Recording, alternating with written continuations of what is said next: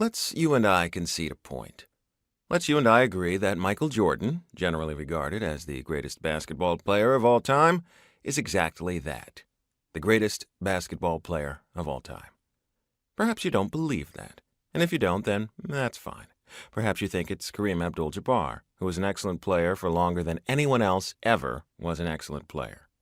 Or perhaps you think it's Wilt Chamberlain, who once averaged over 50 points and 25 rebounds for an entire season, which is all the way unbelievable.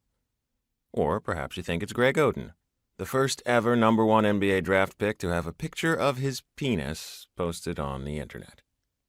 Maybe there's a chance you think it's Magic Johnson, the best ever at controlling the flow of a game.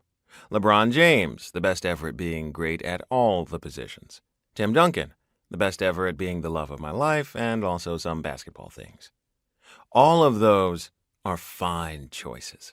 And if one of those, or anyone else, is your pick for greatest ever, let's pretend, at least for the duration of this chapter, that you, like me, think it's Jordan.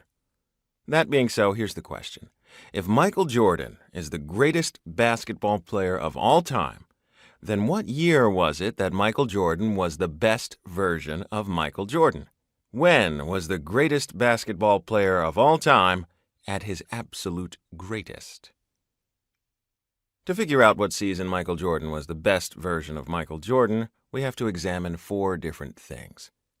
The box score stats, specifically his points, rebounds, assists, blocks, and steals averages.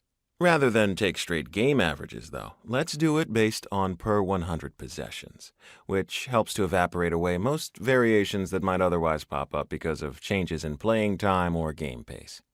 The advanced stats I explained in the section prior to this first chapter, player efficiency rating, box plus minus, value over replacement player, win shares.